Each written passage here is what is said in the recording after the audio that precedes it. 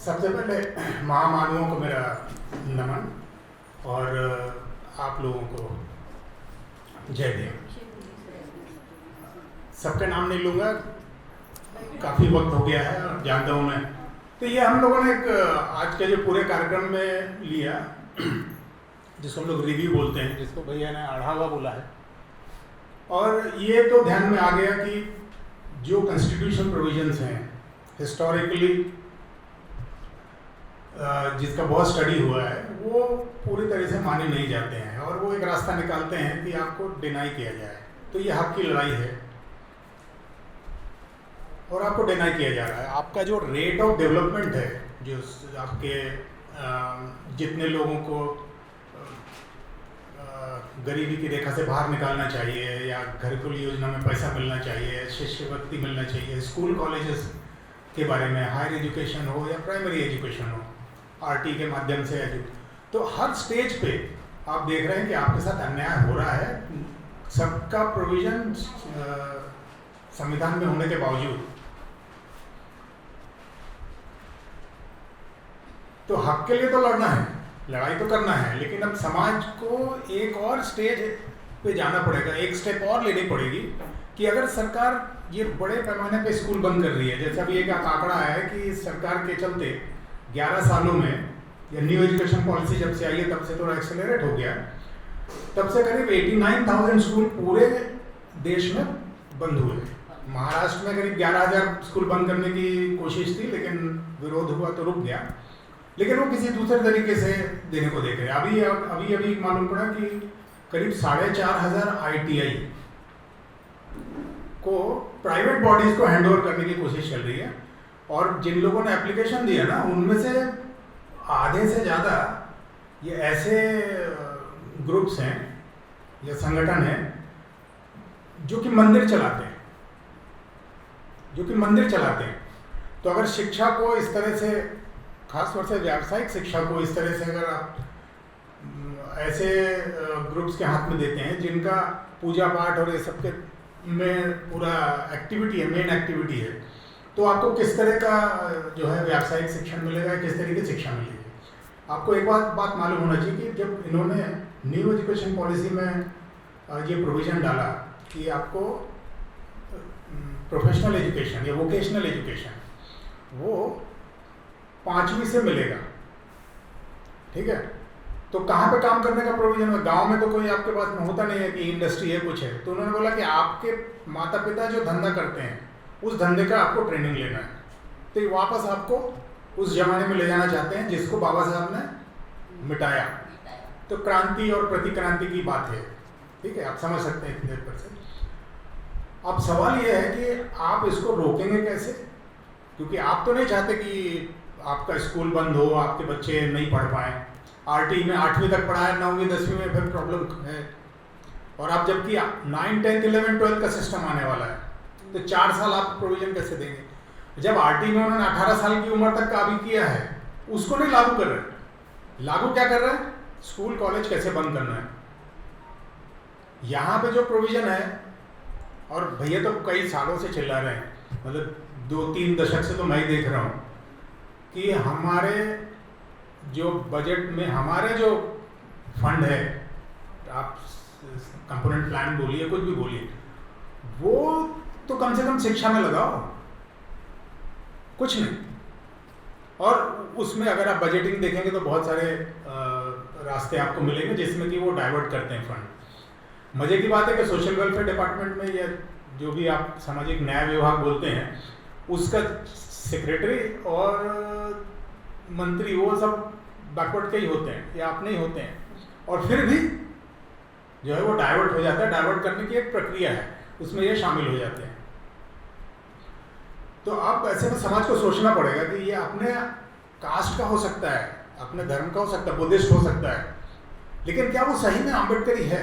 आपको एक जो है ना एनालिसिस करना पड़ेगा कि किसका जो काम करने का तरीका है वो बाबा साहब की फिलॉसफी से के हिसाब से है, या बुद्धा की फिलॉसफी के हिसाब से है, या शाहू महाराज के हिसाब से है, या ज्योतिबा फुले के हिसाब से। ये आपको तय करना पड़ेगा और फिर बोलना पड़ेगा कि ये आदमी मेरा है।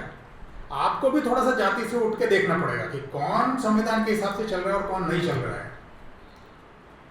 इससे भी एक कदम आगे जाना पड़ेगा कि ठीक है, अब तुमको स्कूल बंद करना है, बंद करो, पॉलिसी है तो तुम करोगे बंद, फंड नहीं देंगे तो स्कूल बंद होगा। अब उन्होंने नया निकाला कि 20 लड़के अगर होंगे से कम होंगे तो हम बंद करेंगे। अब उसका आंकड़ा 50 से पे लेके गए, तो संभव वो बंद करने के रास्ते ढूंढ रहे हैं और संख्या बढ़ाने के लिए कुछ और तरीके ढूंढ रहे हैं।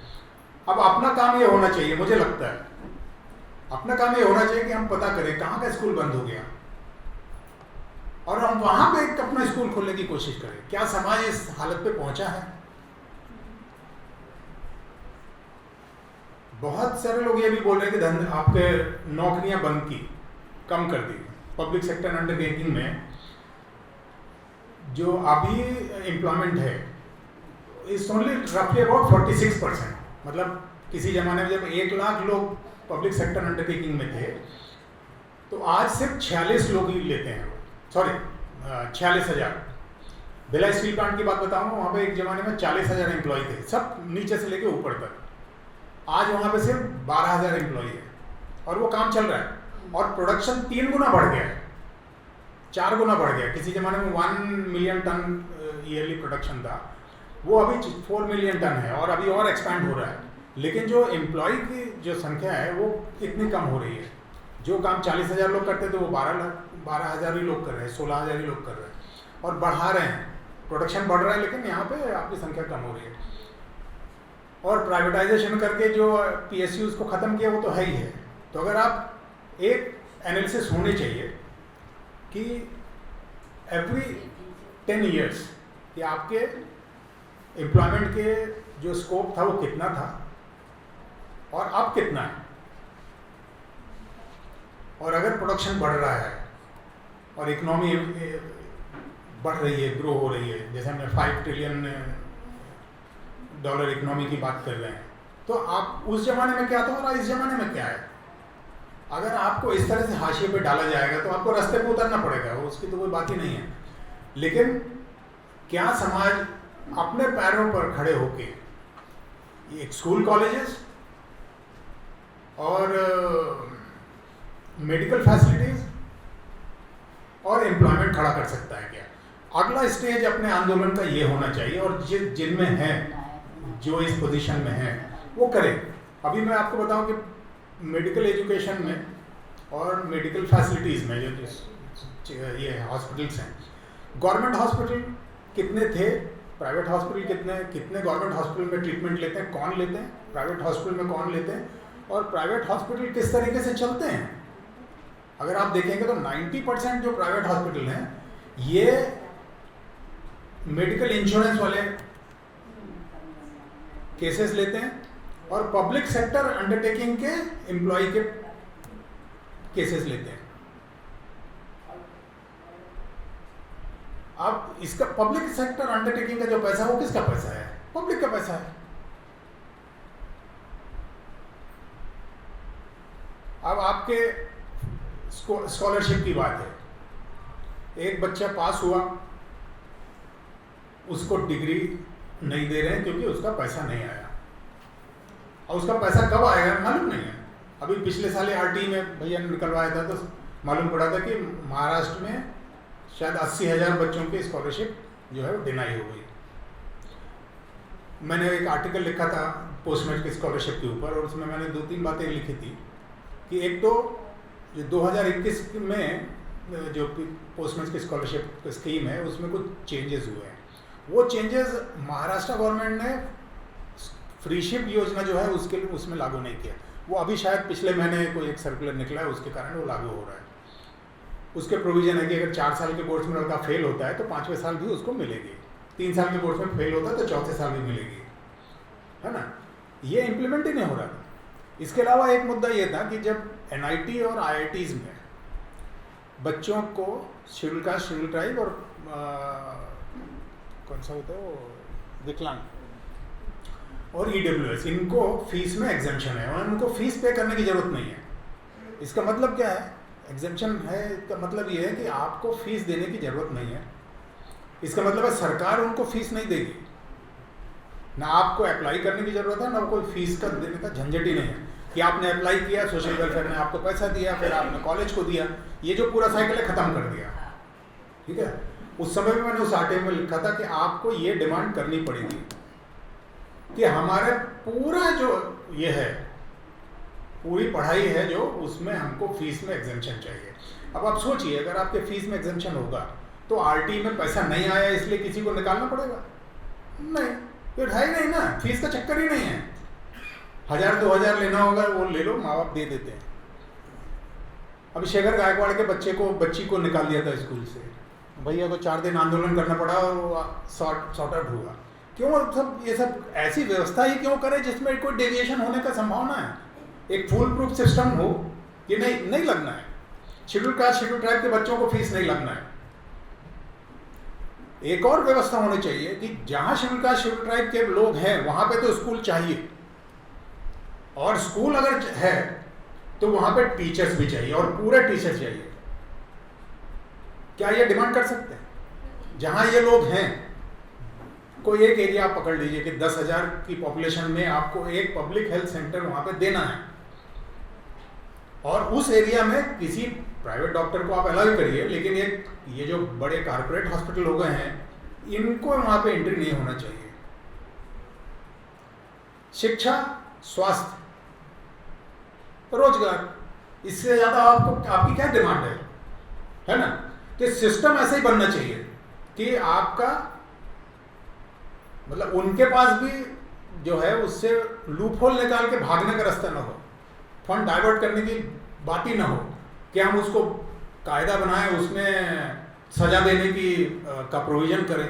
वो सजा देके आप जब आपका प्रमोशन वाला केस, रिजर्वेशन इन प्रमोशन वाला केस आप सुप्रीम कोर्ट से कब से लड़ रहे हैं, अभी वो केस आपने बताया यहाँ पर, वो उसको फाइनलाइज ही नहीं कर रहे हैं।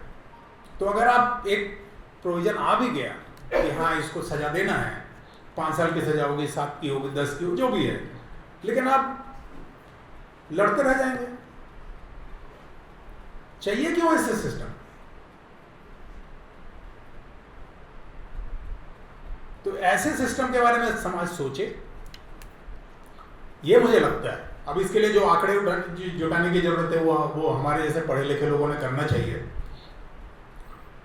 और वो जिम्मेदारी जो है वो सही में है, और उस पर ही आगे काम करने की भी ज़रूरत है। इस तरह के जो आयोजन होते हैं, इससे एक बार सोचने की और काम करने की ज़रूरत है, ये महसूस होता है। और भैया बार हर 2 महीने 3 महीने में कार्यक्रम लेते हैं और फ़ोन करते हैं, अरे सर आपको कुछ करना है। वो इस बार मैं रियली बिज़ी था, तो मैं नहीं कर पाया कुछ भी, फिर भी भैया ने बोला कि आपको आना है तो मैं आया हूँ। बिना तैयारी के बात कर रहा हूँ, एक्सटेम्पोर बात कर रहा हूँ, वेरी सॉरी, मेरे पास आज कोई डाटा नहीं है, लेकिन मैं देख रहा हूँ जिस तरीके से विषयों को भैया चुनते हैं, और वक्ताओं की तरफ से जो उन पे क्या बोलते हैं सटीक बात की जाती है, वो काफ़ी अच्छा है। और बार ट्रेनिंग होगी तो और सटीक बात करेंगे, लेकिन समय का जो है वो प्रॉब्लम है, क्योंकि हम लोग बहक जाते हैं। उसके लिए सेशन से पहले जो वक्ता है उनका एक प्री ट्रेनिंग सेशन होना चाहिए कि भैया आप समय से ज़्यादा जा रहे हैं, कम जा रहे हैं, ये पॉइंट ठीक नहीं है, वो पॉइंट ठीक नहीं, होना चाहिए, विवेचना होनी चाहिए। तो इन्हीं शब्दों के साथ आप सब बैठे, सुना। अभी भी करीब 50 लोग हैं यहाँ पे, सबको थैंक यू, जय भीम।